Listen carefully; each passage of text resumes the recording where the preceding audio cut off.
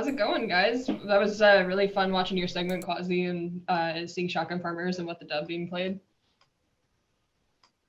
Thanks. Sorry, I'm just trying to get my webcam fixed for No worries, everything. So hey everybody, this segment we're going to be doing a panel interview with some of the local and, if you're Wayne, a little bit less local, developers at Buffalo Game Space. We're going to be talking about current projects, inspirations, and advice for new devs, among other topics. And by the end of it, I hope I can show you all what makes the game space so special, to me and to everybody who works here, or, volunteers here. Also, we'll be answering a few audience questions near the end of the segment, so put your questions in chat if you have them, and we'll be looking through and picking out a couple, so hopefully we can get to your questions. My name is Kendall, and you'll see me hanging out in the chat as Tiger Shark. I've been with Space for almost 5 years now. I focus primarily on pixel art, coding, and writing. And I'm currently working on a mobile game called Houseplants and Happiness that you've probably seen in the sizzle reel a couple of times by now. And it'll hopefully be coming out in the next year or two. So, Quasi, just like manually voting here. Wild Quasi appears, and they said that maybe where the call's a little quiet. Oh, okay. So Quasi will be getting that sorted, I'm sure. Okay, let me know if this is any better. I turned up my turned it up. So why do I have a space background? Space Quasi. I love it. So I'm just going to go around and intro everybody, and then let's get started. So with me today, first up, I have John Futcher, or Futch, as we call him, who just turned into a giant blob of white in there. Futch is one of the co-founders of the game space and helped with the optimization of Freedom Finger, among a couple of other developer tasks. He's an excellent mentor, father, and we are so lucky to have him. So hi, Futch, how's it going? How's it going? Like to say, I did some optimization. It's like saying, I remember when Mark fixed a bug on a thing. I was like, he just fixed a bug. Hey, listen, you were involved. It's all good. My next Quasi, yep. Doing good. My next guest is, as many of you already know, is Quasi of Quasi TV, the creator and main developer for Shotgun Farmers. And if you haven't already, you should check out his Twitch streams where he's developed the entire game live, or find him on TikTok where he makes even more videos on the creation of his game. So, nice promotional material there. Also joining us is Mark Zorn, lead developer for Freedom Finger and creator of What the Dub, which Quasi just played on the stream, as many of you already saw. And if you missed it, don't worry, we're going to be going back to it later. Mark is also the current vice president of the game space, and like Quasi, promotes Freedom Finger on TikTok. And the game is out now on Steam and consoles, so go check it out. Made a really awesome physical copy that came out, and yeah, exactly. I finally got mine in the mail, so really excited to play that at some point when I'm not developing. Next we have Anthony Swinnich, or Hang On Get Ready, which is his name is a successful chiptune artist. Anthony has been putting together a local chiptune concert called Big Crushed for the last 3.5 years. And he's also the lead musician and co-founder of Neon Deity Games, where he has worked on Shichimi, the upcoming Junk Puncher, and a bunch of other titles. He is also the musician behind the soundtrack for Hybraxia 2, which brings us to my last guest, certainly not least though, Wayne. Wayne Kubiak is an incredibly talented pixel artist and the embodiment of a warm hug and also disappearing into the floor. Where the hell am I? Wayne is the lead artist for Hybraxia 2, and he and Anthony, along with some of the developers from Lily Mo Games, will be showing a first look at the game tonight at 8 p.m. So definitely tune in for that. That's going to be really amazing, and super excited to see everything there.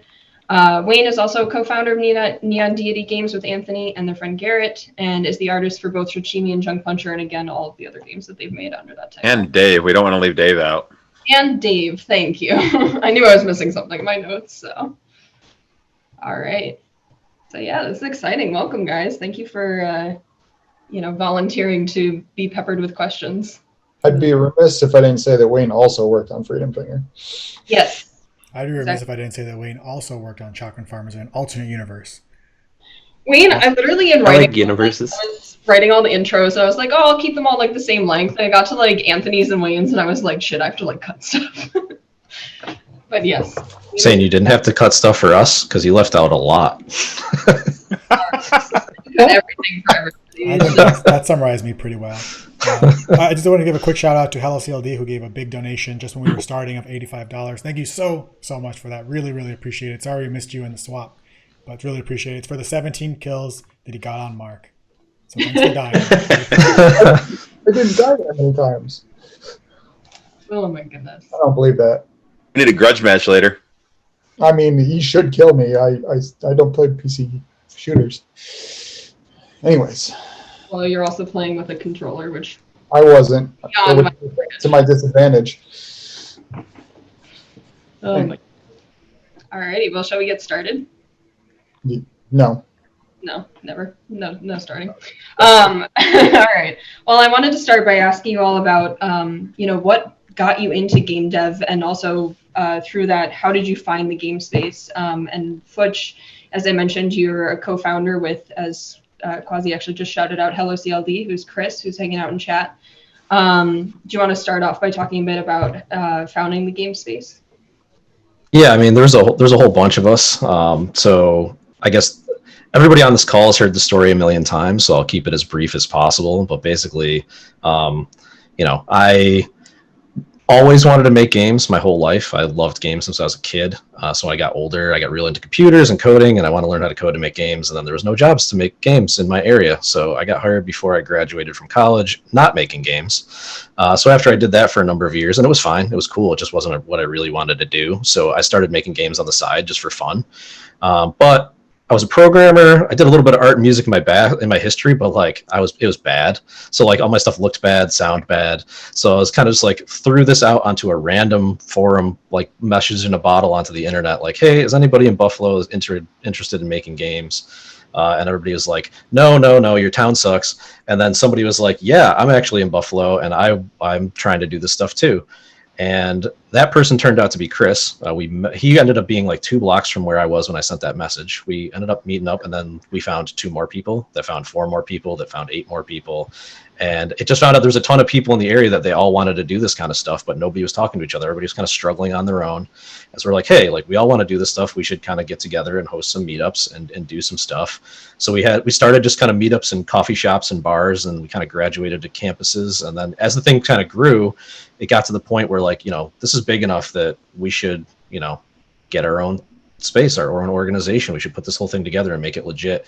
So we incorporated into a nonprofit, and we grew it from there. And it's been awesome. It's been a ton of work, but it was great. We kind of it's all been grassroots. It's all been just coming out of, what, like somebody mentioned earlier, they wish this thing existed. That's how we felt. It's we wish this thing existed. So instead of waiting for permission or waiting for somebody else to do it, we're just we're doing it.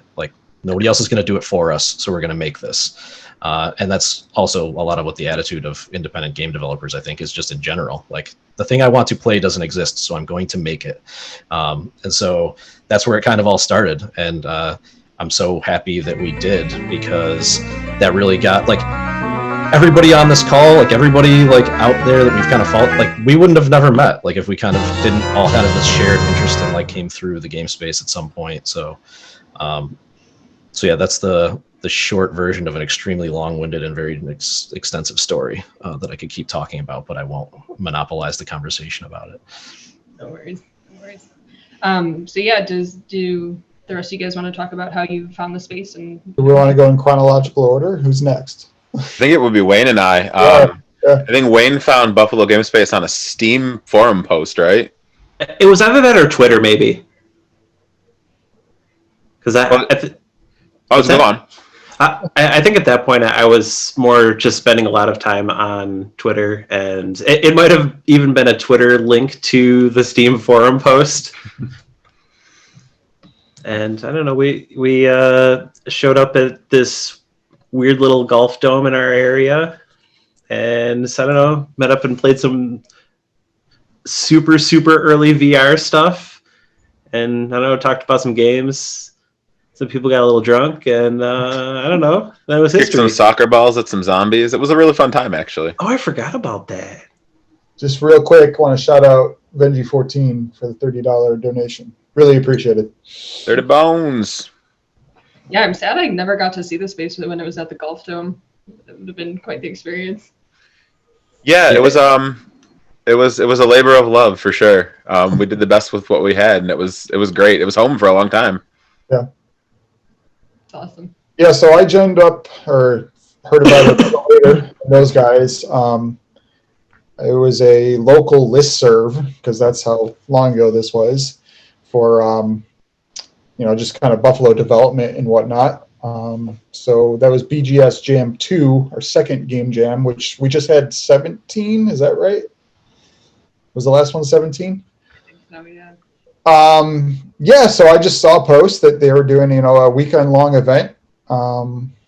And I decided that I was actually going to leave my house and go interact with people, which I know is scary for people and it was scary for me. I didn't know anyone in the room when I first started.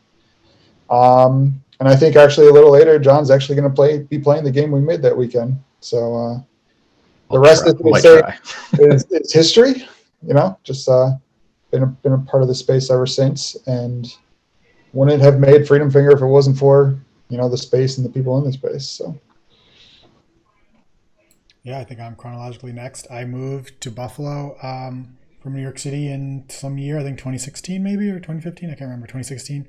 And when I was moving here, I knew I was going to move here, I started searching for like game developers Buffalo, and the first thing that popped up was the meetup group. And I was like, oh my gosh, there's actually people there that make games. This is great. And so when I moved here, I came to I think it was an arcade night.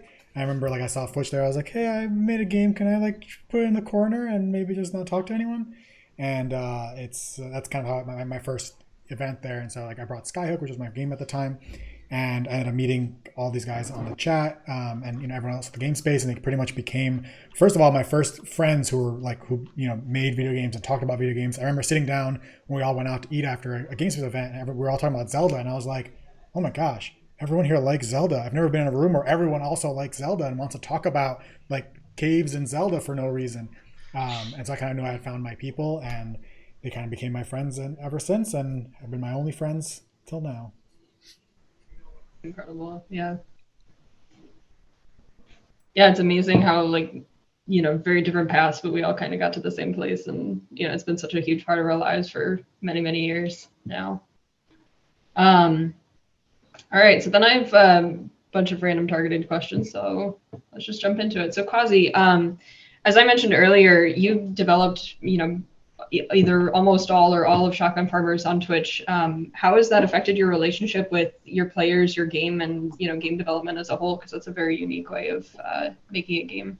Yeah, I guess what's been interesting about doing it live, I've always been super open to feedback on my game, and I take people's suggestions and play tests, but doing it live that way, it's more like a super mega open way. Zoops coming in with a $25 donation. Thank you so much. Myself over the sound effects, so I'll wait. Pause for Go Buffalo Game Devs. Soups, thanks so much for the 25.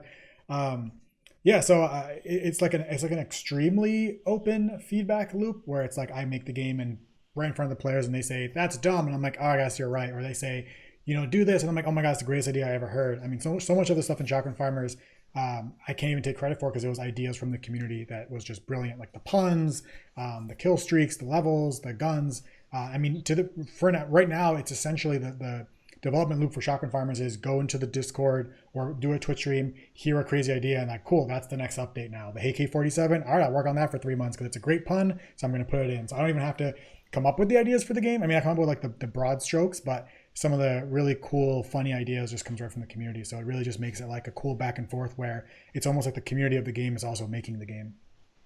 That's awesome. What are some of the features that you've had suggested to you from the community? I mean, really every new weapon to the game has been straight from the community. They have very, very strong ideas of the kind of weapons they want. So the lemonade, the AK-47, the strawberry was actually a fan art weapon idea. So pretty much all these weapons were fan arts that we then gave to the concept artist to turn into a real weapon. So it's really cool because they actually came up with it, and then we were able to add it to the game. So really, it's not a single thing I could think of. Every costume I add to the game, all that stuff just comes from the Twitch chat and from the TikTok community now. That's really cool. Thank you so much. Wayne, I'm going to pivot over to you. Where do you find your inspiration for not only background art, but also items, characters, and animations? As I said before, you've been the only or main artist on so many games now, and I'm always in awe of what you come up with and how beautiful it is. I'd love to know more about your process and, learning and etc. Largely, I'm just a weirdo, and I love diving into weird old games that no one cares about and no one really wants to play and are probably pretty bad. So I just spend so much time just diving into every old weird game to get inspiration. Thank God for it's not Monday. even like the littlest pieces of settings and stuff like that. If you look into like old Japanese computers and like the strange dev scenes behind that and all the like really interesting things that people have come up with over the years, it always inspires me to just keep pushing and creating different things, and I don't know, just make something new and unique out of concepts of the old, I guess. Mm-hmm. Yeah, that's fantastic. I mean, it's, you know, the game that you're working on with Neon Deity right now, Junk Puncher, like, you know, that style of art, and, you know, especially somebody who also does pixel art, like, it's so, you know, cool to me, and I love just like staring at it. Like, I love it so much. And like even like per game, I try to pull a little bit of different influences. Like that harkens a lot more to like the NES style, but also I use a lot of like really dark black borders and stuff like that. And I kind of look at old comics and stuff like that. Mm-hmm. Use a lot of like that sort of really dark shading in that particular set of assets. Yeah, that's super cool. Mark, pivoting over to you, you actually just showed this off to everybody, but Freedom Finger just had a physical copy put out by Super Rare Games. Can you tell us like what challenges you ran into making that happen, or you know what? Yeah, actually, it was pretty easy. You know, all things considered, about making a game, the shipping the physical version was probably the least hands-on part of the whole process. Super Rare contacted us after PAX 2019, PAX East 2019. I guess they saw it there or something along those lines. You know, they said they wanted to make a physical version of the game. We said, great. That's something I've always wanted. You know, a game on a cartridge, which is actually really cool. I'm gonna show it again. Little Freedom Finger cartridge. And yeah, from there we just needed to give them some art, and the Switch build, it's not any different than what we had already pushed out to, you know, the Nintendo store. So that was pretty easy. And actually, I don't know if I can technically say it yet, but be on the lookout for another potential physical release in a couple weeks. Coming for those Sony fanboys. Yeah, so we're going to be doing a PS4 version as well. Oh, that's super. And again, it was just really, we just had to ship the ROMs off, and then those companies handle all the heavy lifting. Yeah, it's weird. It's one of those things that you think of as being like a huge milestone, but really kind of is, you know, after you've already finished the game and it's polished and it's released other places, so it's not, you know, too much crazier than. Yeah, I mean, it's the same build. So from that end, it was pretty straightforward. Now, getting the game to run and play and look good on the Switch in the first place, and there's months lost to the ether that I don't remember anymore. That's a whole nother story. But yeah, I remember getting several messages from you like, oh, we're trying to put it on Xbox, or we're trying to put it on Switch. Like, things are not working. Definitely. Yeah. So I have another question that's, you know, for everybody and anybody who wants to answer. You know, talking about challenges, what do you think was the hardest thing to learn about game development, either, you know, from a technical standpoint or from a more abstract standpoint? Getting things done, just like actually finishing stuff. The initial like energy that you have for making a game is like 100,000 times more than when you reach the end, and you're just like trying to push that last little bit. Like any game that I've made, that like even that I absolutely love, by the end of it, you're just done. You just want to ship it out. You want it out there, and you want to be able to relax a little bit. So like that like endpoint is always going to be the hardest. I definitely agree with that. Also, this discipline out of almost all disciplines is the hardest in terms of breadth of skill set that you need. So like I'm a programmer, right? I don't do art. I do very little when it comes to sound. I don't do good UIs, you know, all of these things that make up a game. It's very, very rare for one person to make a game.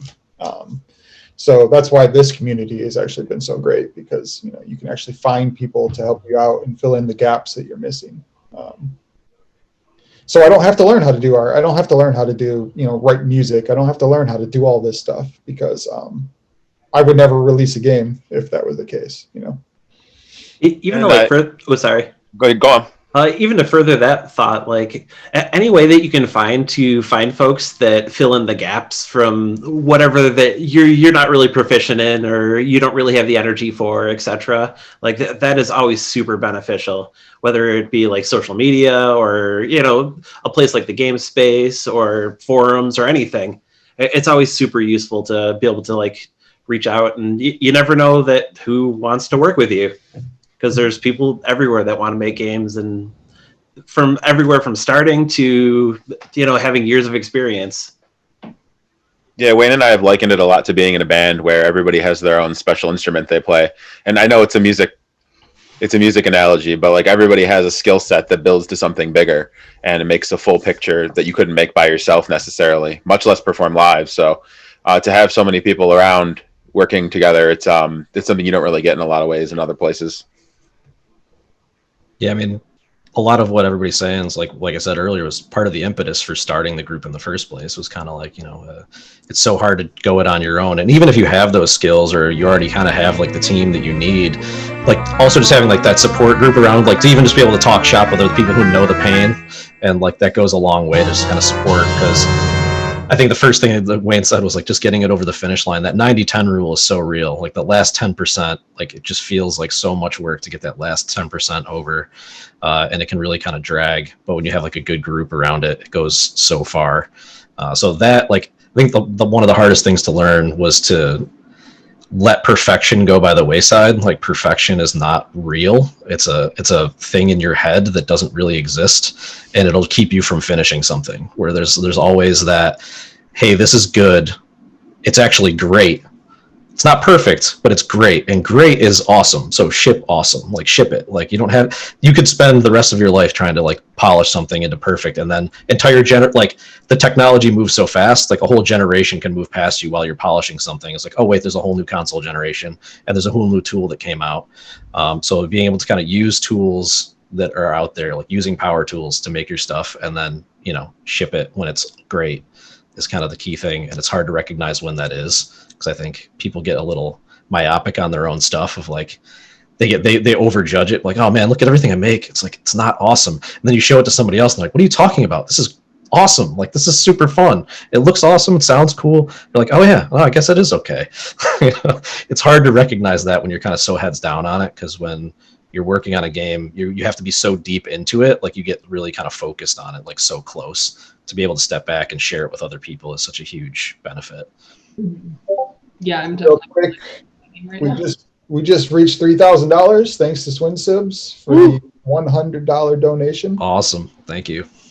And yeah, I mean, just to echo what John's saying, like I can play Freedom Finger and find a million things I'd want to change with it right now, right? And it would literally never get shipped if I worried about that. It has to get to a point. Eventually, you have to finish these things, and that finishing can be very, very, very hard. Yeah. Indeed. I also do want to give a quick shout out to Garf Cart Foundation, who donated 50, and Sloth, who donated 187.22, and of course Twin Sibs with a 100, all getting us over to the $3,000 mark, which is insane. Thank you very much. That's incredible. 2,000 from tripling the number. That's amazing. Yeah, and I mean, if you were around earlier when Quasi was playing my new game Alpha, he's joking that, oh, you did that in a week, although it was more than a week. So you're going to be launched in a week, right? Because it's almost done. It's all that polish, all that end stuff takes a lot of time that people don't think about. So maybe a month. Fingers crossed. And I just wanted to shout out again, I'm going to be taking audience questions at the end of this. So anything you want to ask any of these guys, please put it in chat, and then we will see what we can get to at the end. So Anthony, I wanted to ask you, since I haven't got to you yet. chiptune music is, sort of a very unique style of music. And I see you have, a bunch of your equipment behind you right now. Can you talk more about your process of creating music and your tools that you use to do it? Yeah.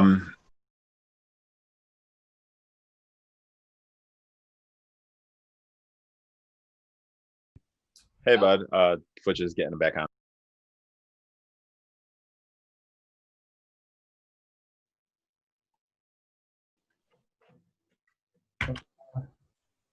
I don't hear.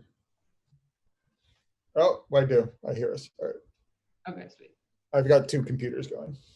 I don't know if you guys want me to start answering that question again. I might break the stream a second time. Let's do it. Let's break the stream again. Go for it.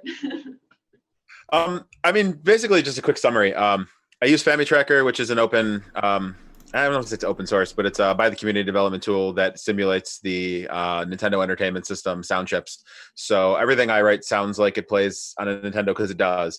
But there's so many other programs and options you can use out there, like LSDJ and Defl Mask, and I basically just try to write stuff that I like that would have sounded like something in a video game I played as a kid.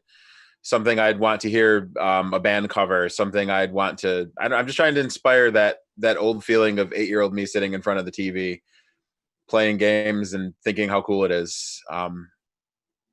That's pretty much my process. That's awesome, though. Yeah, it's really I can't speak English anymore. It's really amazing to be inspired by something, consistently throughout your life, and always be able to draw on that.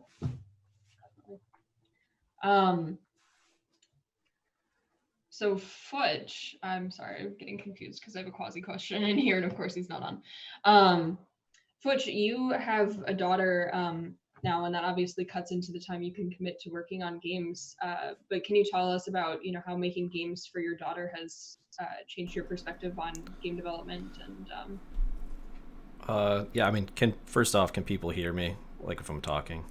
Yes. Well, Yeah. I don't know if people can hear me on chat. I had to take over the stream and get things up and going. All right, awesome. Excellent. So yeah, embrace the chaos. All we're doing our best. We had our backup plans and we engaged it. Quasi lost power. That's why he disappeared. So he'll be back on hopefully soon. So yeah, I think the biggest change there is just comes down to time and like priority. I tend to work on things that I enjoy a lot. I tend to work a lot when I like stuff. I think we all have the same kind of. I think everybody around here has a similar vibe in that. Like when they get into stuff, we kind of go all in and get engaged. I definitely had to reprioritize after Olivia came by. It became a thing where when we all get together, it was like a common refrain of like, "Hey, how's the project going? Like, what's everybody up to?" And then after that, people would ask me, and it's like, well, there's still some bugs, like learning to walk. She became the project, right? Like I wasn't working on games for a long time, but it was great. The other thing, takes a lot of time. It takes away from being able to kind of focus down. You just got to reprioritize a little bit. But also, it made me appreciate simpler games. So I make stuff for her every once in a while that are just like that. No adult is going to be like, I want to play this. Maybe I'm wrong. I could be wrong on this. There might be adults that want to play these games that I make for her. But I make like little things, like little mobile things, or like little things that she's like super into dinosaurs. So I recently made like a little dinosaur hide and seek game that uses some really cool tech that I'd recently learned that can kind of like scan your space and have like animated dinosaurs pop up around the house, and she can walk around and find them. And like this is not, from a traditional game design perspective, like.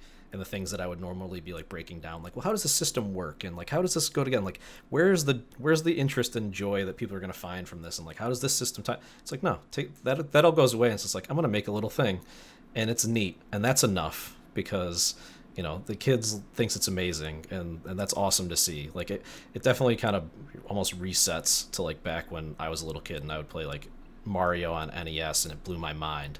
It seems so simple now, but it still works. It's great. There's nothing wrong with those simple things. If they're fun and enjoyable, like there's nothing wrong with that. And everything doesn't need to be some deep, like meaningful mega masterpiece, you can just make like these little delightful little toys. You can make toys, and that's kind of another way to kind of look at making games. It's a little bit different than like when you're trying to like ship something big or like make like this cool crazy thing. Like I've shipped a number of games now, and the variety of them is pretty ridiculous, from like trying to be like hyper real and super simulation-y to be like ridiculous arcadey, like Adult Swimmy, to and everything in between kind of thing. And yeah, to dial that even back further and just being like, I'm gonna make a child's toy, and it's deceptively trickier than you think too, to make something that a child will engage with and think is fun. But it's also like what they think is fun is also an interesting thing to see. It's the classic thing of, you give a kid a present and what they want to play with is the box. And like, why is that? Why does the kid want to play with the box instead of the toy? Well, the toy might be too complicated, or maybe you think it's cool, but the kid doesn't care about that. They want to climb on top of a thing. Well, why is climbing on top of something fun?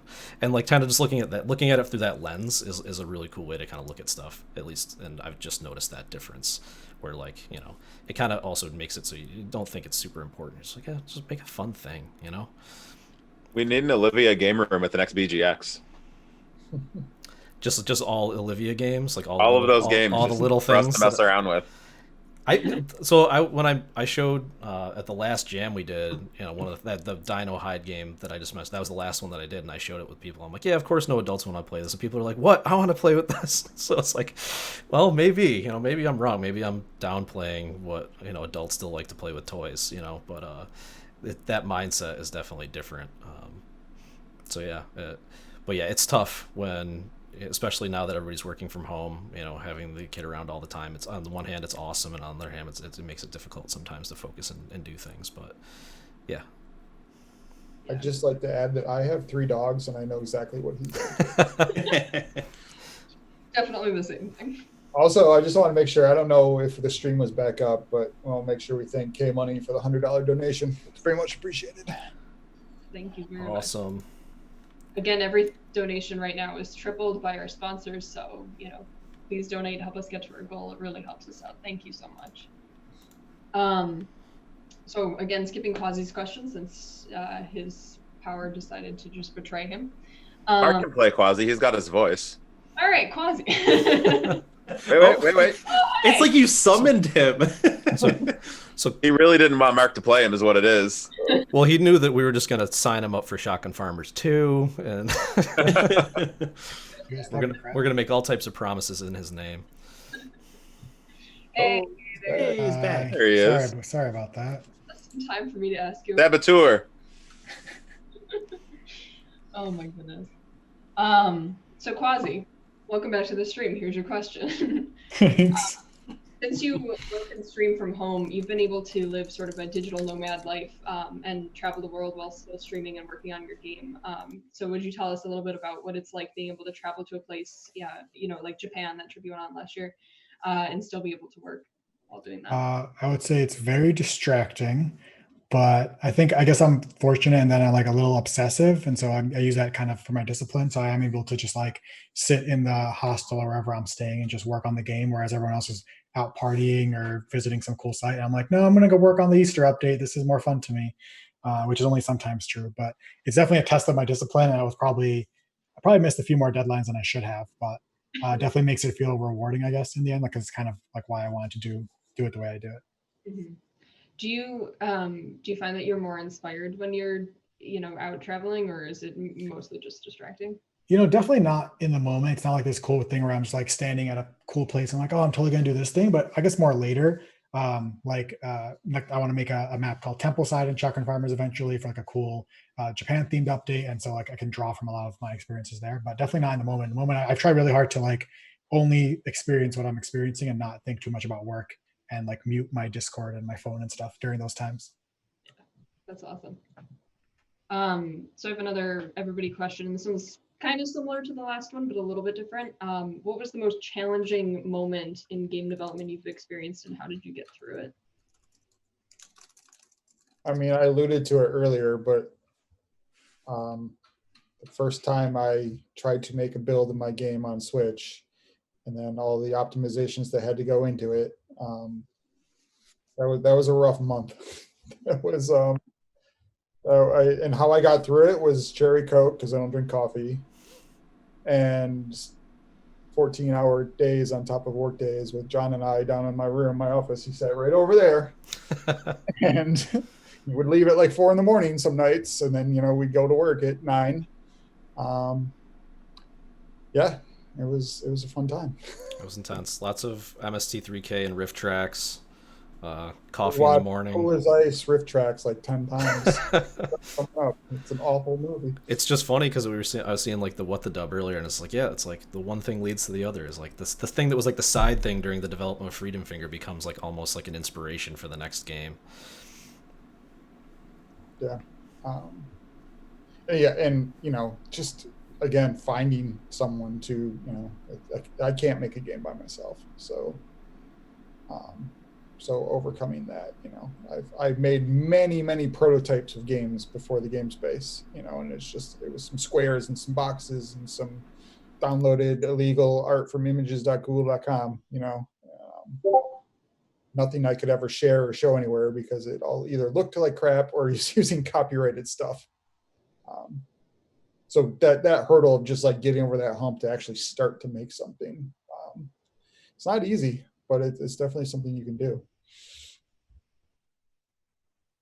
I think for me, it's finding that right balance between life and work and wanting to create your own particular things that you like. You need to still create stuff that's for you, but like finding that right amount of time balance between working on stuff and making stuff that like actually brings you a paycheck and just, living actual life and not just sitting in front of your computer all day, every day until you are physically in pain.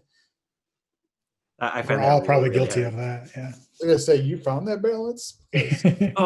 I've been forced to find that balance because of wrist issues and eye issues, and that said, everyone, if you're making stuff, you're spending a lot of time, take breaks. Please take breaks.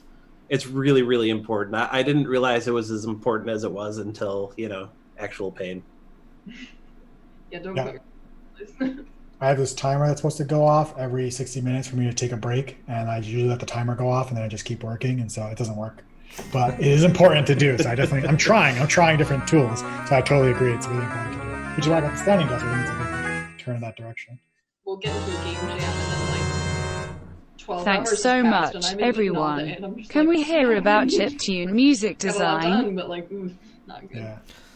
Big Not good thanks. for the body. Big thanks to Pauline on the donation. Oh my goodness. $100 donation. Big thanks, and the request on the thing. Maybe it's a good segue into Anthony's to answer the next question, because with the donation came the question: can we please hear about chiptune music design? So maybe you can answer. We're going around the room of what the hardest thing is, and then you take it and you can take it from there. Yeah, we can talk about that for sure. And actually, my answer probably will tie into that. I think the hardest part for me is the hardest thing for game dev is finding the continued creative energy. Like, it's really easy to get to a point where like you either don't have the motivation, or you don't have an idea, or you don't have I don't know, just the pieces you want to put together at that moment. And it's really hard to push through that mud that you feel weighed down by. Your feet are stuck and you're like, nothing sounds good, nothing looks good, nothing is coming together, and just continuing to smash your head into that brick wall until something works, and just lodging yourself loose. I guess that's chiptunes in general for me, though, is you get stuck a lot, and then you just make stuff until something catches your ear. What did the question say exactly about chiptune? I was asking about design, but I mean, we can circle back. Yeah, well, let's do that question in the question section. I would like to keep Kendall's questions moving for sure, but I definitely want. Cool. So did Quasi? Quasi and I didn't answer yet, but Quasi, I don't know, before we move on to. What's the question again? What was the most challenging moment in game development that you've experienced, and how did you get through it? I would say the most challenging experience was definitely making the game, similar to Mark's experience and Futch's experience, making the game for console, getting the game on Xbox. It was the greatest thing that ever happened to the game, but it definitely pushed me and tested me a bunch, and it took me a lot of help and a lot of pinging Mark, Colby, and Futch at all hours of the night of like, how to do, please, how to do. But I did get it done. So that was definitely the greatest challenge to the game, I think. I think the hardest thing in the game was when I got rejected by Nintendo twice to put the game on Nintendo Switch, and that was like the most heartbreaking time for the game. But third time's a charm, and now it's going to be on Switch. Well, at least it happened eventually. Yeah. All Yeah, right. that's awesome.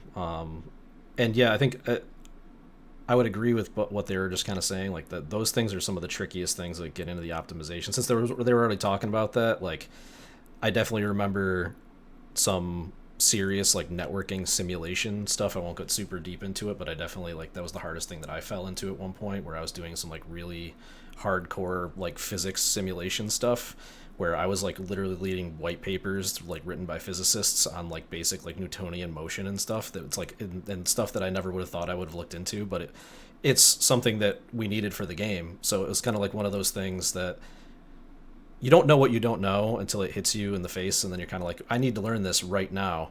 And you kind of have to become like an academic and an artist, and like at the same time, like you got to kind of like be able to break it down into like super discrete parts, and then making it kind of putting it together as more of like an art than like a hard science, because then you got to like make it work with all the other systems. It's kind of finding that balance of like what feels good and what's actually quote unquote right. Is not always the same thing. So one of the lessons that I kind of came out with that, without getting to the super specifics of it, is that there was a thing that happened, and I'll just say, well, whatever. I'll just say like people are hitting like a shot in a physically simulated sports game, and everybody thought it was not going as far as it should, and all the math said that's how far it should go. But everybody complained that it wasn't going as far as it should. So the answer was to make it go 10% farther than the math said it should, and then everyone was happy. And so that, and they're like, yeah, now it's right. It's like, no, it was right, but now it feels good, and that's what was more important. It's like letting go of like what's technically correct and what actually feels good to the player are not always the same thing, and the player matters more than being right about the physics. It's a rare instance of technically correct not being the best kind of correct. It's the only instance I can think of. So Mark, I'm going to move over to you. Speaking of game jams and stuff like that, I've seen you set some interesting challenges for yourself at past game jams, including the one where you made a game in 2 hours. Can you talk about how that kind of time pressure either complicates or simplifies the development process? Yeah, so I generally look at game jams as an opportunity to do something I'm never going to do on my own time. I've done a lot of kind of in-person games. I made a games where you only use the vibration of the controller to play, and like there was no monitor. Played some multi-monitor stuff. I've one global game jam. I didn't have time to do a full game jam, so I set a timer for 2 hours to just say, "Hey, I'm going to make Space Invaders as far as I can make it in 2 hours, and we're gonna do it." And I recorded a time lapse of it. And it just lets you focus on one thing, like one idea, one little thing, and try something that, like, if I'm sitting around actually trying to work on my game, I'm never going to do, right? I'm never going to take Freedom Finger and be like, oh, there's no monitor, so you play by sensing the walls with the vibrations of a controller, right? Just lets you experiment with things and just free up those kind of creative juices and whatnot. The 2 hour thing I thought was just a good exercise in actually kind of seeing where I am in game development, right? If 5 years ago, I wouldn't be able to make that game in 2 hours, obviously it wasn't complete, but like you could play it, had a beginning, middle, and end. And I look at taking those old games as a good exercise in learning how to game dev. The first game I ever made was probably a Tetris clone, where you don't have to worry about solving for how does the game play, what's the game design, like what's the win condition, but it lets you still do the bulk of what goes into making a game. I think it's a great exercise for people to do, to take those older, quote unquote, simpler games, although some of them you might find out are not nearly as simple as you think they are. It's a good exercise. Yeah, definitely. And I think you mentioned something before about, finding what you spend too much time focusing on, that you need to just sort of like step past faster, which is also a good learning experience. Yeah, and especially in those jam situations, like I found myself doing this when I was working on the little prototype for What the Dub that Quasi and we were playing. I'm sitting there like none of the game is coded. You could join the room, and I'm sitting there going and saying, okay, what happens if two people with the same name join? And that's what I'm coding up. I'm like, why am I doing that? Like the game isn't ready yet. Like you can't play the game. Let's worry about those edge cases. Let's worry about those other things later. Let's get to the point that there's a beginning, middle, end. You can actually play the game. And then you'll see if it's fun. You'll see if it makes sense. Then you worry about the fact that, two quasis join the game. Yeah, It's very easy It's to terrifying. it's very easy though to get hung up on those little things. Be like, well, if someone does this, it's not going to work. Well, don't worry about that. Like, let's just get to a place where you can play the thing and you can start to experiment with it. You can give it to other people and see, do they like it? Is this a good idea? Because it's easier to bail out or change it in the early stages than like, oh, I just spent 100 hours getting my room joining code perfect. Turns out the game's not even fun. So I just wasted all that time, All right, I'm going to keep moving since we're starting to get low on time, and I want to get to all the audience questions that have come in so far. This one's for both Anthony and Wayne. So you've both been to a lot of conventions together as part of Neon Deity. What is it like to show your games off at these events and get feedback, as people are playing them? Do you want to start or should I? After you, my friend. So I've said this a few times. Conventions are a lot of work, but when you're actually in the actual hall, showing off your game, everything's set up, and you're running, it's like a drug. Like there's nothing like watching people light up playing your game. It's exhilarating, and it means a lot, to watch people play the thing that you spent so much time constructing. And all of the fighting with tools and arguing with each other about features, it's all worth it when somebody's there just like jamming on your thing, like loving it. It's the best feeling. To kind of follow up that thought, like when you're watching someone play your game and you can just see them like smiling and enjoying that any little piece of it, it just makes it all feel super worth it. And every time I do any convention or anything, immediately the first thing I want to do is create more. I don't know what it is about doing a convention, but it just fuels all my creative energy. It just like powers me up. Yeah, and the feedback is invaluable. Like people will do things with your game you didn't expect always. 100% of the time, somebody will do something stupid or weird and you go, I didn't know that was possible. Every time we've ever shown a game off. So even if you don't enjoy people, you don't enjoy the rigmarole of setting up and going, you learn so much about your game you didn't know. I mean, to echo the kind of creative part that Wayne was talking about, this is PAX East probably 2018, which I wasn't showing at. And we were in the hotel room with Quasi after the day, and I pulled out my laptop. I started working my game because I was like, I need to make something right now, right? And he's like, what the hell are you doing? Why are you working your game now? It's like, because all these other people are making their game, and I want to make my game right now. And then to show your game and have one, that one person or the handful of people who just keep on coming back and playing your game is pretty amazing. Yeah, I'll call it. I won't say his name out specifically, but like we had one person when we were showing Freedom Finger at PAX East last year in the Indie Mega booth. We had one person that came by every day, multiple times a day, to the point where Mark actually at one point like made like a special like challenge for him. So when he came back again, it's like, we got something just for you, buddy, and he was all about it. And we know that he was going to be, you just made a champion for your product, right? Now he's going out, he's telling all his friends that like he played this cool game, he's really excited about it.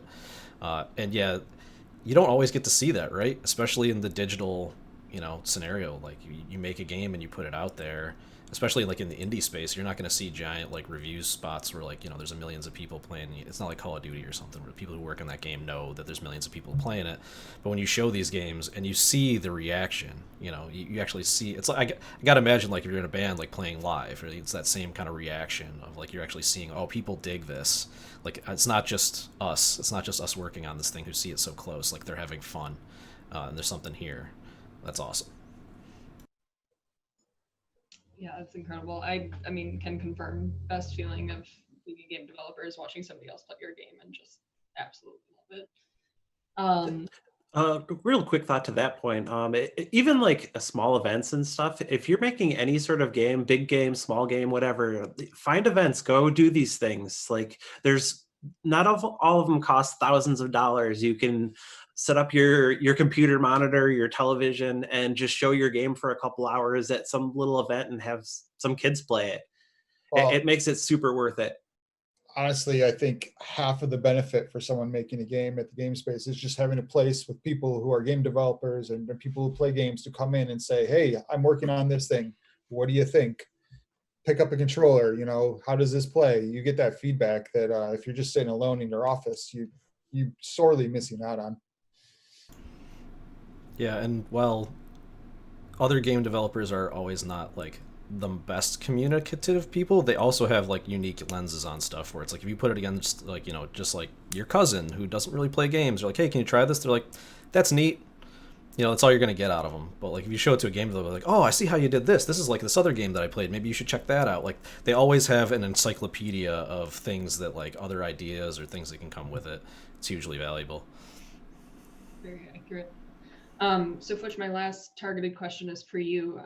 The last game jam we did, which I think we said was BGX 17, or rather 17. You made an AR game for your daughter, which you alluded to earlier, and you've developed an AR and VR before. Can you talk about some of the unique challenges of developing for AR and VR? Sure. Well, one of the biggest challenges, just for if I'm talking both across the whole spectrum, is that the technology is moving so fast.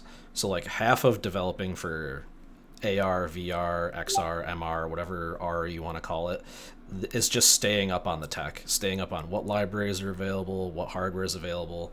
Also, a lot when you especially talk about VR, the hardware is not cheap. So that kind of locks a lot of people out just out of the gate. One of the best things about the current landscape of game development is that 99% of the tools are free and downloadable from like anywhere in the world. But when you're working on VR or AR, you do actually need the hardware. Like you can't just make it, on a laptop somewhere. If you want to make like a VR game, you typically need a desktop, and Quest and things are making that a little bit different. But yeah, staying up on what it is. VR comes with a lot of different things that normal, quote unquote, normal games wouldn't have to worry about. Main thing being comfort. That's not something you typically worry about if you're making, Freedom Finger, Shotgun Farmers. You're not worried about like the person sitting on the couch getting sick. It probably never crosses your mind. But when you're making a VR game, that's like front and center. Is like, okay, there's certain things that you really shouldn't put people through because they're actually going to be experiencing it. They're not just going to be seeing it on a screen. They're going to feel like, if you're doing your job right, they're going to feel like they're in it. And if you do something that's really uncomfortable, like flip them upside down when they didn't expect it, or throw something right in their face, like they might dive across the room and pull the cables out of your computer. It totally didn't happen. It wasn't me. And in the worst case, like you can literally make somebody ill. Like they can literally like have to go lay down and feel like legitimately sick for an extended period of time if you do something. And people have different levels of susceptibility to that. And depending on how you built your game, you could trigger that. So you got to be real cognizant of, what you're putting people into, as well as the experiences you're putting people into. Because again, you're kind of experiencing it. You're not just playing it. You're in it. So if you're doing something that's really not even just like physically uncomfortable, but like morally or ethically, or like, I personally really don't like violent games in VR. I really don't like them. I got no problem playing like Doom on console, but like, playing, I have no interest in playing GTA in VR ever. Like it just seems like it's a horrifying experience. When you're kind of in it, it feels really different, and I really don't like that kind of stuff. And I know there's games out there that do those kind of things. So it's a whole nother way of looking at games, like the traditional model of, platformers and whatnot. I think the other thing is people are still figuring it out. There's a lot of stuff that isn't kind of, there's whole new genres out there that people haven't discovered yet, that I'm convinced of this. And we're seeing some of the things show up in like Beat Sabers and those kind of things. They're kind of almost, I call them almost like toys, right? Like again, they're kind of like little experiences you can kind of play and have fun with, but there's like whole nother levels of experience you can do that people are still trying to figure out. So it's that unmapped landscape of like what is the art of the possible in this new medium. You really got to kind of almost treat it like a new medium. You use the same tools that you'd use to make a traditional game, but you got to kind of take into account these other pieces, like how people are going to feel. Are you going to make them sick? Are you going to make them uncomfortable? You know, are you going to scare the crap out of them? Horror games, it's real easy to scare somebody in VR. It doesn't mean it's a good thing to do, but it's real easy to do. But how do you like make somebody maybe you can get more meditative with it and not so much trying to, you know, make everything shoot bang explodey. You know, do you want somebody to just experience standing at the top of a mountain and like take that in? Like that's a valid thing to do. 3,210 hype. Bring on 4,321. Nice. Thanks for the donation there. So yeah, I mean, I could go deeper onto it. I don't want to monopolize it again, but yeah, the short answer is that it's nascent tech. It's a new medium. Staying up on it and then being cognizant of what you're doing to people becomes forefront beyond, you know, just like what sounds neat. You know, because you could mess up somebody's day. Yeah, definitely. All right, so the last question I wanted to ask before we get to the audience questions, you know, everybody's favorite question to ask game developers: what advice do you have for anyone getting into game development? This is for everyone. Just do it. Yeah, don't hold back. Like any time where you're like, I don't know if I should do this, I'm not good enough, like just do it. Like any of my best experiences have always been from going outside of my comfort zone. Yeah, I'm not going to say it's easy, but it's never been easier. There are so many tools and free tools, and you know, if you're using Unity, they just opened up all of their, you know, education stuff. It's all available. It's all at your fingertips. You know, it's literally never been easier to make a game and start. And the only way you're going to do it is if you do it. You open the application and you make your Hello World, you make your Pong, you make your whatever, you know, and get started. It's attainable. You can do it. If Quasi can do it, anyone can do it. That Shia LaBeouf video is always applicable. Like, just play that on a monitor if you're not motivated enough to do it. That became like a meme within the space amongst the coworkers for a long time. Yeah. So long. But yeah, I mean, in addition to doing it, also like when you do it small. I always say like start small. It's the most common folly to like try to make a bigger game. I wouldn't say don't do it, but I would recommend not doing an RPG or online multiplayer shooter or an MMORPG or even a long form, like a 16-hour, you know, platformer for your first game, because it's more likely that you're not going to finish because of how difficult it is, how much time it takes, how much money it takes in the end. And so I'd recommend starting small. Just, you don't have to ship them, but just make, you know, these small games and then build up from there. Aim small, miss small, right? So if you're trying to make a 40-hour game, got a lot of opportunities for it to go wrong. Mm-hmm. Trying to make a 5-minute experience, you can do that. Anyone can do that, you know? Right on. If I was putting together the checklist, like I would totally mirror what everybody else just said. Like, just do it. Like, just go for it completely. Use the free tools that are available. You know, aim small to start. Like, get those early wins. And the last bit, and a nice kind of the reason we're all here, is join a local community. Like, get involved with a local group. Find other people that are doing it. Maybe they're not local to you, maybe they're online, but like find other people that are doing it. Because I mean, I think even just from hearing us talk throughout this, you might recognize the fact, you know, that we all did this stuff, but we all kind of did it together, right? And we probably couldn't have if we weren't. And it goes a long way to just finding that support, you know, and just realizing that games are made by human beings. They're imperfect, but you don't need to be some super genius wizard on the top of a mountain to do it. Anybody can do it, but it's way easier when you have other people kind of helping you along the way, even if it's just to kind of give you support or kind of help redirect you here and there. If you're, and maybe even goes farther in where they join your team and they join the project you're working on. But yeah, get involved with a local community, because they can kind of help with all the stuff that we talked about. Yeah, everybody in this chat, and more obviously than just us, but everybody in here talking has supported each other here in some way or another, whether it be providing work on a project or working together or just verbal support, playtesting, whatever. Like, just the people around you, your friends, whoever, you know, just get out there and work with each other. one way or another. Good advice. All right, so let's jump to some audience questions. So the first one I believe is from Coconut Arcade, and it's for Anthony. If there was a dream existing game or series you wish you could write music for, what is it? Oh, dream series to write music for. Geez, Ninja Gaiden probably. I love the old original NES Ninja Gaidens. I haven't been able to capture that Castlevania feel just yet the way I want to, so I can't say that. But I feel like I'm closer to Ninja Gaiden in terms of style, so that.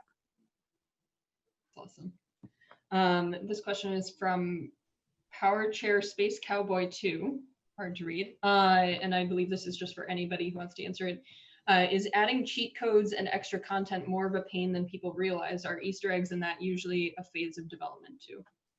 Yeah, I think so. I think a lot of times when people find Easter eggs, like, oh, this is so cool, the devs put it in, when in reality, the dev had to like put aside the 15 bugs that day, the 30 complaints, the 16 crashes, and be like, all right, I'm going to put a bunny rabbit in this hole for people to probably never find. There's still a giant Easter egg I put in Chocolate Farmers that I think only one person has ever found that most people don't even know exists. And I spent maybe like almost a week on it. So it's not always worth it, but it's, I don't know. Yeah, but it's still fun. So when people do find it, like it is fun and it makes it worth it, but it is a lot more work than it seems, I think. I will say, as a developer, consider putting cheat codes in for your own game that you never tell anyone about. Like there are cheat codes in Freedom Finger to like just skip levels and stuff, just because otherwise it'd take forever to test and debug these things. So, yeah. But I would say then wrap those in Unity compiler tags, because then people will decompile your game and turn on God mode like they did for me. Sure. It's a lot easier in a one-player game where it doesn't matter if you want to be God, like you can literally turn on God mode in our game. True. So this doesn't even need to be a cheat code. But a lot of times cheat codes and Easter eggs and stuff like that are the product of screw ups during development that you catch but you think are funny, and you just leave them in or find a way to like put them in a way that like is accessible but not game breaking like it was in the build you found them. Yeah, those are the best. When something ridiculous happens in testing and you're like, oh, we should fix this. Like, no, don't you dare fix this. That's ships. Those are the best. Now we got party time in Shuchimi. It sure is. That's great. All right. Next question is from Zactron. It's another everybody question. What's something you worked on that you thought would be really easy to code but ended up taking forever? Or for you non-coders, you know. I know. Well, not necessarily code, but like design and get right. In one level, maybe two levels in Freedom Finger, there's a solar flare that comes down and like fills the screen with, I can't tell you the hundreds probably of hours that John and I spent over the course of years to get that even to where it was now, because we couldn't get it right. It didn't feel right, didn't look right, it didn't perform well. It's just a little thing that pops up in two levels out of the 30, 40 levels that we have in the game. And man, we spent so much time on that. And you probably can't even tell because it's fine, but it's not like impressive. I think it's pretty impressive. What went behind it, right? And you know that literally that could go in any scene in the game, in any place, in the asteroids, and it all works dynamically, but it didn't have to necessarily because we just put it in threes, it does. Place. It does get used in the dynamic fashion a few times. Yeah, it does. But yeah, that was crazy. Like when he says hundreds of versions, he's not joking. Like between the two of us, I literally wrote a shader at one point to try to do it like in a shader. And by wrote, I mean like I modified an existing one. I didn't write it from scratch. Write from scratch? No, it's not. Yeah, modified an existing one. And even after all that work, that's not what we ended up shipping. It didn't use that shader at all. And actually, the one that actually shipped, the final version, got made in like the insane 4 a.m. like run to the Switch side, because we actually had a version that worked on desktop, but then when we had to ship it on Switch, it didn't perform. So I ended up rewriting the whole thing. Yeah. So that was ours. On the art end of things, it's always the player interactions. Like anything you're doing with a player, all the animations will probably always be remade, retooled, retimed. Everything that the player does as far as an animation goes is super important and will always take you way longer than you ever want to. Did we just get a donation that I missed? I'm honestly- Yep. Zoop, zoop, zoops. Zoop, $25 donation. Zoop, zoop, zo. Thank you. So I made a 12-character limit on the name, so. Anthony, we tracked down the person who sent that question earlier. Yeah. From Polystan, I think I'm pronouncing it right. Said, I'm just wondering how you start with a blank sheet of music and end up with amazing emotion-evoking tracks for specific levels or experiences.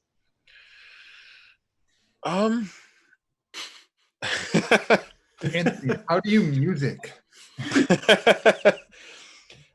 You obviously you draw from music that you listen to in the past to some degree. You think about scenes or levels or anything in music or movies or games that makes you feel a certain way, and then you build from there. Whether it be melody or tempo or intricacy, you just kind of try to make a mood and see how it makes you feel, and then hope that it makes other people feel that way too. I have a question follow-up for you there. Do you generally, like, when I used to write music, I would always just have a guitar in my hand and like use that. Do you normally like have a keyboard or noodle on something, or you just do it right in FamiTracker? I usually do it right in FamiTracker, but there have been instances where I've been stuck and I'm like, I just can't break out of this nothingness. So I'll sit down and just start like hammering keys and seeing what sounds good, changing the modulators on whatever synth I'm trying it with, and seeing if something catches my ear. Sometimes that helps. Sometimes just, screwing around, noodling, like you said, with a guitar or a keyboard can break you into like, oh, I didn't even think of that line. Awesome. We've got another question here for both Wayne and Anthony from Coconut Arcade. Never. Not read today. Will Junk Puncher Guy be in Brews and Cruisers, which is another game that you guys worked on? Maybe. If Brews and Cruisers ever gets back on track, maybe. Is that getting made still? Not actively. Yeah. Is it then fair to say all your games are in the same universe, or at least collected multiverse? No comment. They have to be. Otherwise, my world will be shattered.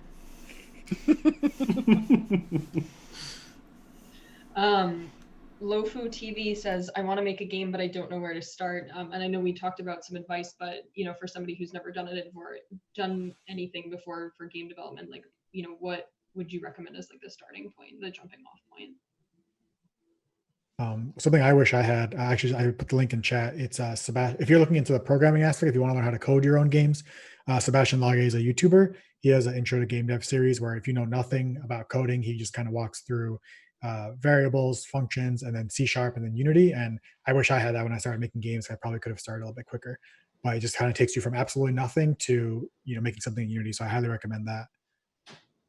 I'd say anytime, like, find something that you're interested in, like one piece of it, and focus that one thing to like at least get yourself started.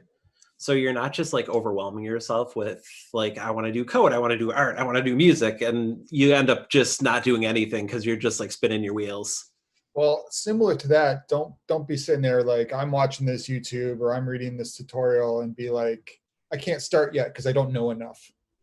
Yeah. Always going to be things you don't know, and you're going to have to look up and you're going to have to learn, but like, get started. Like, yeah, I remember the scariest moment was going from like watching tutorials all day long to like, oh my God, now I have to like, I don't know how to do this thing on my own. Where's the tutorial? And that is definitely scary. But like Mark said, you have to push past it because it's so hard. It's easy to just watch tutorials forever and just watch tutorials for every kind of game out there instead of just making your thing.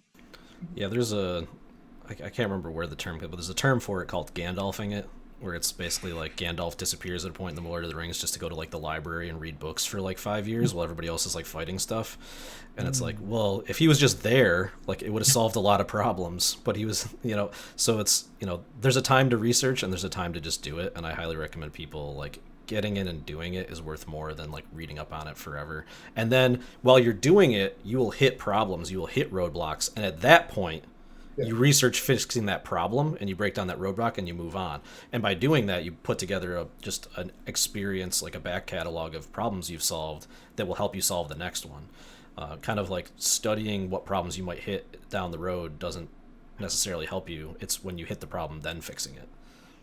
Yeah, I actually want to piggyback onto that. The first 2 games that I ever coded, like I never knew how to code before then. I never even like really opened a code editor or written anything like "Hello World," what's that? And I just got into a game jam and I was like, yeah, I'll learn how to code in the middle of this game jam. Sure, let's do it. And like it actually worked, and I learned a lot from it. And it was an incredibly valuable experience. And to what Futch said, like there's things that I ran into where I was like, okay, I don't know how to do that. And I don't even know where to start. But like you find a tutorial, you find someone who's done it first, and you can work it up from there.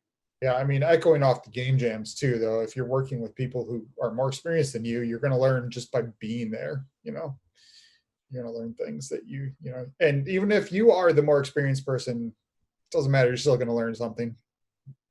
Guarantee. If you go through a game jam and you didn't learn or do something you've never done before, you probably did it wrong. Yeah. I started all my games at game jams. I started my first game and my current game at game jam. So definitely game jams +1. Yeah. That's how I got started too. So last question from the audience, another one from Power Chair Space Cowboy 2. Is anything easier than people realize? No. Yeah. I think just getting a basic thing up and moving is easier than you think it is now. You used to have to work at a game company to have access to the tools to even try to learn how to write the assembly that would make a thing go. That is 40 years ago. Now, if you have a laptop that came out anytime in the last 10, 15 years, you have a machine capable of making a game, and you have the ability to go online and download the tools that people are using to ship AAA games for free and learning how to use it. And there's tons of resources and communities like BGS and the people on this call that are happy to answer questions and kind of point you in the right direction. And you can use those tools, and within the course of a night or two, you can get, it might not be pretty, but you can get a square on the screen. When you push a button on a keyboard, it moves across the screen. And that might not sound exciting saying it, but when you made it from scratch, that's pretty awesome. And then it just builds from there. Bouncing off that, in college, I actually did, as an independent study, I made an NES game using the way they used to make it, right, back in the day. And I couldn't tell you how long it was before I had something on the screen that you can move, take input on, right? So today you can do that in like 3 lines of code in Unity or Unreal or Game Maker or Construct, any of those engines. It's so much easier to get started than you think. To that point, like, I don't want to undercut the importance of coding, because I think it's very important, but you don't even need to learn how to code to get that stuff working. Like, those engines can do that stuff for you. Like, if you really just want to get in and play with something, Game Maker, Construct, all that stuff is super accessible. Yeah. Unreal has Blueprint, which is not code. Unity now has Bolt, which is, visual scripting. Construct also does some kind of visual scripting type stuff. There's definitely tools out there.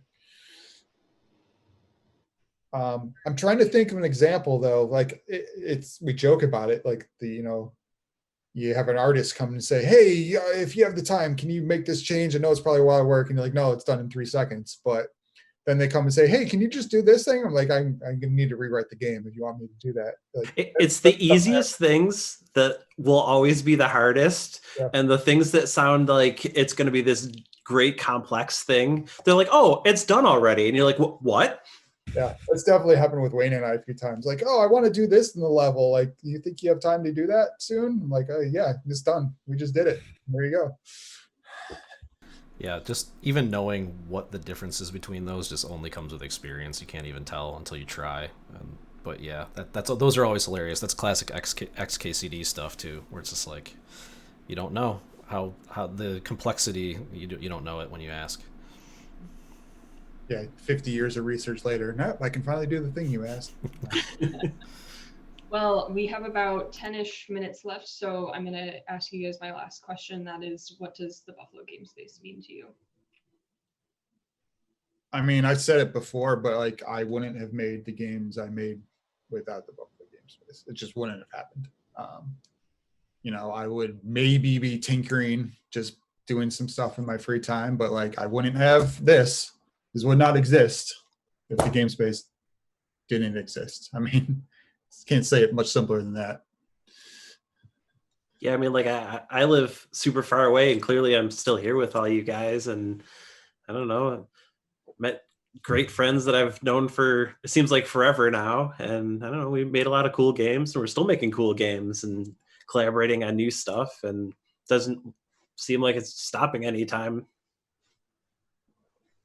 Yeah, I mean, in almost a selfish way, every friend I've made that's helped to further my career as a game developer, I made at the Buffalo Game Space. So I guess what it means to me is success. Thanks, guys. Buffalo Game Space was all the friends you made along the way. That's the real space. I think that's what it is, though. Like it's community, and it's togetherness. It's knowing that you guys are out there doing it too, and we're all together, one way or another. I think when it really comes down to it, it's just it's a rallying point for me to know that my friends are there doing similar things. Yeah, I mean, you know, we made the thing that we wanted to see exist, right? Like it wasn't here, and now it's here. And now, since, you know, no one person or any one thing made it all come to, it's everybody being involved. It's all the community kind of coming together to make the thing that's greater than the sum of its parts. And it's crazy to think back that, like, you know, some of the stuff that we did that wasn't all easy along the way. It wasn't all smooth sailing the whole time, right? There's all trials and tribulations along with any kind of organization to kind of get ourselves up, getting into a new space and everything, you know. But in the end, we have people that never would have met if we didn't do it, and we didn't bring these people together. Like, lifelong friends, like, met and because of the stuff we were doing. And people, not only that, like, their trajectory of their lives, their careers have changed. Like, I was, like I said, I was working not in games. Like, I was making stuff on the side for fun. And by getting involved with the local community before the Buffalo Game Space was even called the Buffalo Game Space, just to start, like, that initial kind of meetup group gave me, like, kind of the kick that I needed to kind of really focus down and get serious about making games. And so then when a job showed up in town and there was one game dev job that was available, I got it. And I was able to basically go pro. And that was like, and I think that might even been like, my last day at the previous job was the night that Wayne and Anthony met me. And we had some fun. And I think you were celebrating pretty good. And yeah, so like I was able to become a professional game developer, and I have been for many, many years now. And so that's been like, it changed the course of what I was doing. It changed my career. It changed, you know, just meeting people that were into this has made the difference in so many ways. And I hope that, and I know that, you know, it can have that impact on other people as well. And so, you know, as much as we can kind of talk what it's all meant to us so far, like, I really feel like it can continue to have that impact on other people in the future. And so the people who are just finding us right now, or who are yet to find us, like, we hope to be there for you as well when you're coming up, so that you can kind of do all the crazy, silly things that we have done too. Yeah. Absolutely. Yeah, it's kind of like, it's not what I put into it or what Quasi put into it. It's what everyone put into it. And we kind of, I don't know, create interesting things together. And I don't know, everything we've talked about it is really just like the culmination of us making new stuff and, I don't know, making new friends. Oh boy, there's another donation coming in. Don't know hype. $50 don't know hype. Shannon, thank you so much, Shannon. Thank you. Thank you. And You. Speaking of thank yous, thank you guys all very much for coming out to check out our stream. And we have a lot of exciting segments coming up, many of which, you know, all of the people in this chat right now are going to be running. Right after this, Twitch is going to be playing some of our old game jams. After that, there's going to be a live fighting game tournament. And tonight at 8 again, Wayne and Anthony will be back with the first look at Hebroxia 2. So, you know, please come back for that. It should be a ton of fun. Really, really excited.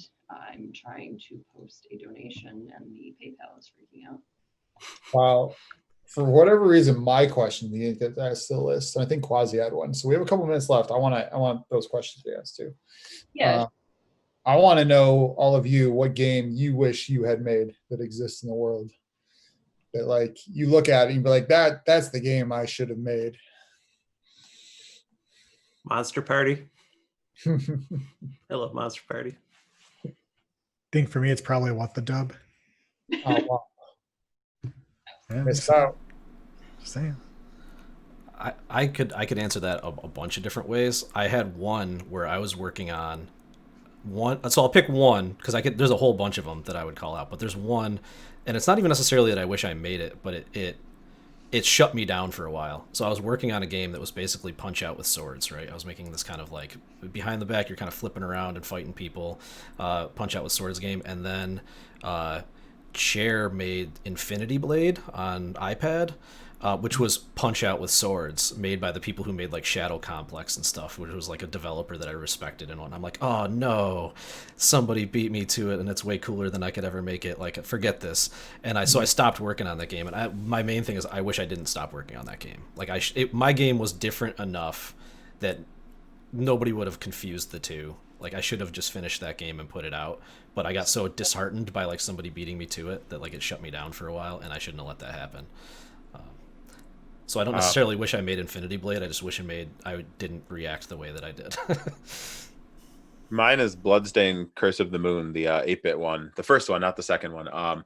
Just wanted to make Castlevania 3 but better, and someone did it. So maybe someday. I mean, I have maybe the cheesiest answer to this question, but honestly, like the game I'm working on right now, Houseplants and Happiness, it really speaks to me, and that's why I keep going with it, and like I just love it so much. And there's a couple of games out there that are like similar, not quite the same, but there's something about that game that just it really does make me happy working on it. So Good. any other questions you want to fire at us, Mark, or should we Quasi had another one too. But... Oh yeah, my question was to everyone who's not me, why do you make games? How do I make games? I have a thing where I have to work on something at all times. Like I can't not be working on something. And games lets me be creative in a way that I think I wouldn't otherwise be able to. Because like I said, I used to do music. I'm not very good at it anymore. I don't do art. It's different between, I've made apps and websites and stuff, but it's all just like selling a product, right? Where granted games is still selling a product, but it's so much more than that. You get to there was nothing and now there is something, and people can play that something, and that's pretty impressive and amazing. Yeah, I think it's like similar experiences. Like I used to do art, used to do music, but I've always loved games, and because it's a unique as a medium. Like we talk about this a lot, just like what's unique. Like games are a unique medium, and that it's not a passive medium. Like if you don't just sit back and you look at a painting, or you listen to a piece of music, or you watch a movie, it's kind of passive. You read a book. But a game is interactive. You're actually crafting like experiences for people. Like, and I'm not to say you can't like feel an experience out of those other mediums, but like you're actually like people are going to play. Like we actually have to use those verbs. Like they have to play your game. Like they don't just look at it. Like they don't just read it. Like they play the game. They have an experience. They interact with these systems that you designed from nothingness. Like Mark said, it just existed as an idea, and you literally create a world, the world could be anything. It could just be a set of systems like tic-tac-toe. But like you created this system and you kind of just put it out there, and then other people interact with this system and they have experiences that come out of that, and some of them are emergent that you never planned on, that are really interesting to see. But it's that blend of the technical and the artistic that I really love. It's not just writing code to run a server, it's not just painting a picture and then it's done. It's all of those things together to then make something that's greater than the sum of its parts, and then the people can actually like experience it. So I get to use the part of my brain that's like building the systems and writing the code and doing the math and that kind of stuff, which I enjoy. But then there's also the artistic. How is it presented? What does it sound like? Is it cool? Does it feel nice? Do people get the message out of it? Like, and you have to use all those kind of parts. So it's, on the one hand, I feel like it's the most challenging medium to work in, and that's partially why I like it. That sounds a little highfalutin though, so I don't think I should say that way.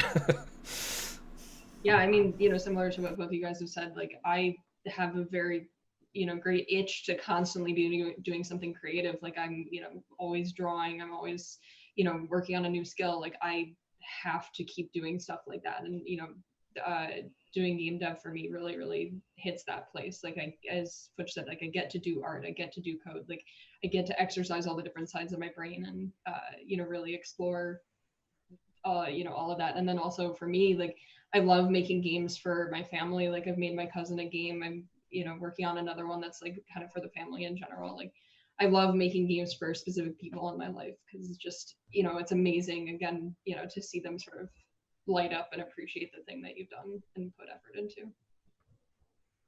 On a super simple end for me, like I like creating in general, but there's something about making games that like it has a certain level of passion that I just like, it sets a fire inside of me that I just can't ever put out, and I can't stop making games. I guess it started with me simply just wanted to make stuff I wanted to play, and then it turns out I actually like making them, so why stop? We all are gluttons for punishment and torture too. So I actually just wanted to wrap this up by answering, my last question, which is what does the game space mean to you, and tell you a little bit about, my experience with the game space. So, literally the space has taught me everything that I know about game jam. I came into my first game jam and I knew how to write dialogue, and that was it. I didn't know pixel art. I didn't know coding. I didn't know, I did a little bit of voice acting for a bit. Like I didn't know how to do any of that. And like throughout the game jams and throughout like talking to people at the space, like I have come so far in the past, almost 5 years. And, everything that I've done, pretty much in my adult life in terms of like job wise, has been because of the game space. And, thank you all so much for, being here and being such an amazing community. And, everything has been because of this group. So you're all wonderful and I love supporting you guys. We should all group hug. Yeah. Digital group hug. And thanks for hosting. These times. Yeah, thank Kendall. Thanks for the 2021, panel. 2022 group hugs. I'm gonna hold you to that. Virtual, yeah, for sure. So. All right. No, I totally agree with all of that.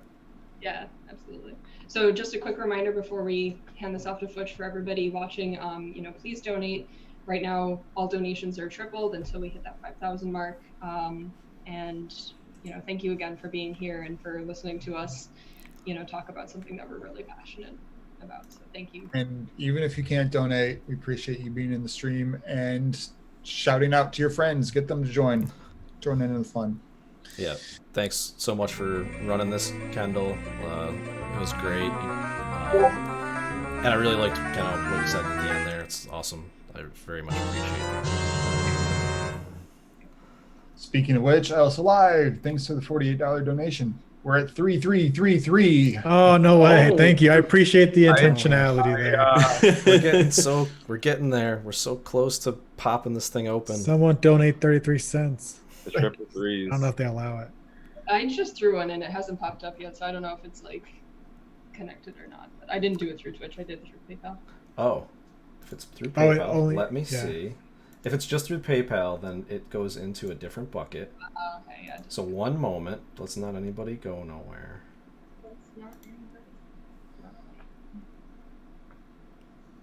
Also, while we're waiting for that, can we give a shout out to Ryan for the awesome video? Hell yeah.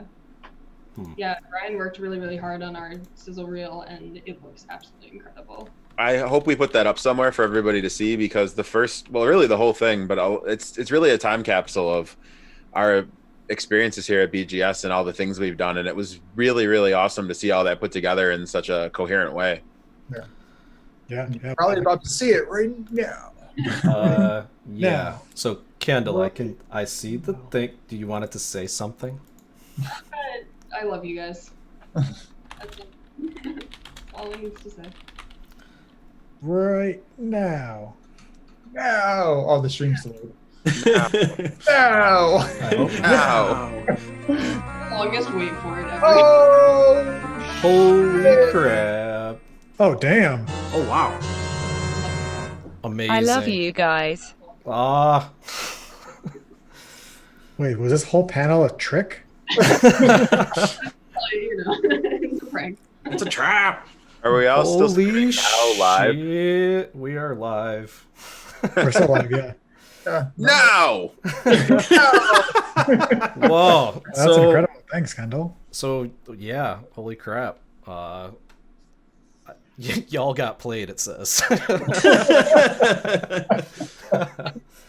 So we've blown past Kendall pushes it over hard, pushes it past the initial goal line. Everybody knows what that means. Kendall just turned this thing into $15,000 for the Buffalo game space. That is amazing. We blew past the goal. We're not going to stop here. We still agreed to do a whole day of this craziness. No, let's just quit. It's done. It's fine. You don't need to show actually had Roxy. We're going to have to rebuild this goal bar. We Your lives harder, you know. holy crap. I mean, we do have prior kind of commitments to release potentially more matching funds beyond the goal that we hit, and we've done it. So now those are going to come into play. And we need to reset this whole goal bar and reset this whole thing. You just broke the whole stream, Kendall. Everything's my fault. It's all good. Yeah, holy crap. Yeah, Isaiah, welcome. Glad to see you, my friend. Blowing it up. Kendall dropping bombs on top of all the support that we got throughout the day up to this point. You know, thank you so much, Kendall, and thank you for running this panel, for the donation, for everything, for all the stuff you do around here, and hopefully, yeah, I'll see Houseplants and Happiness keep going. Fingers crossed. I will be playing it shortly. Oh yeah, wait. Does that mean so- Quasi has to wear a suit? Banana suit time. He did say if he hit the goal, we're gonna get a banana suit that's better than the banana suit, is what I heard. All right. Are we still okay? Hold on. Be right back. Yeah. I think we should. I've got no rush to get into any of the stuff we could just let this stay live for a minute and Yeah. Oh, this has gotta happen. bask in the glory that is whatever the heck he's gonna get out of the closet. It's Man, what could it be? two Let's take banana guesses in the suits. chat. What's it gonna be? Oh gosh. Corn cob? Disappointment. Nothing will live up. I want to see him come from the other door, like he's just been going around in a circle like Scooby Doo. Oh yeah. That would be amazing. All right, we gotta get that donation bar updated. I know. I think Quasi might need to help us with that. I need to look at that widget. But yeah, it's amazing for anybody who's just tuning in. For anybody who's been here all day, you're maniacs. I love you. Thank you. But we're also, we just blew past our goal thanks to Kendall and everybody else who supported up to this point. We are going to reset the bar starting at 15,333 and gonna keep going for another. Oh boy, the hype train is alive. Another 50 from Paul. Thank you very much. Good comment. It's amazing. Batman approves. 501 cool. Woo! That is awesome.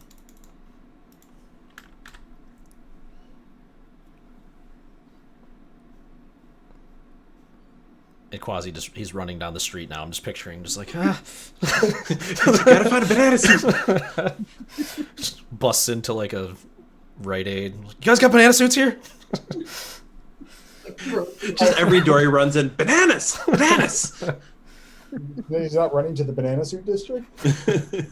Oh yeah, down on 4th. The banana Party district. cities are closed right now.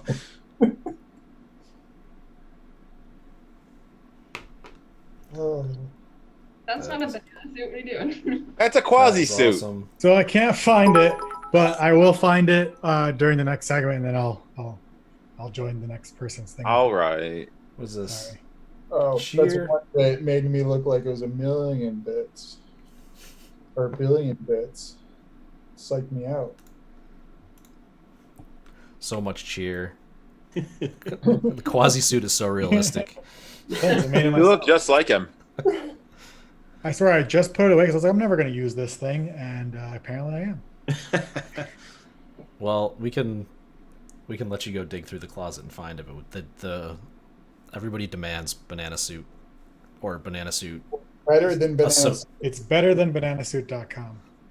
But yeah, I'll find it. I gotta search for it in the attic, but I'll find it and rejoin someone's. Mark, put it on. I'm gonna put it on. There it is. That's what I should have did. Incredible. This is amazing. I just want to hang out on this now. I forget playing the jam games, but I mean, just start playing them. We're going to talk about them. So yeah, I mean, we want to reset the thing. I'm already live on this thing. I can start bringing them up and I got to reset the scene to get the zoom in. Now. Oh, last time we did that, we got $2,000 donation. So now, And no. Ow. damn it, it only worked once. Oh well. So But yeah, So- we want to roll into some jam games. yeah, how do we fix the donation? How do I change the donation goal? If you just send me We're the professionals. 2-factor on Discord, I can do it. I requested a 2-factor. Okay. Is it gonna update live while we're running? Yes, probably. I was gonna say it out loud, but I won't. I'd rather not. Shoot. I'm gonna text it to you because I don't want to open other windows. All good. So, guys, how's your day going? Good. Good. Just I drop just like crushed a coffee and Dang. I need to get a sandwich in me. I have a question for chat. If you're in chat, and if you, I guess, post a 1 in chat if you make video games, and a 2 in chat if you want to make video games, and a 3 in chat if you hate video games, and a 4 in chat if you think video games would make kids violent. What if you make video games but hate video games? 14? And a 5 in chat if you're Mark Zorn.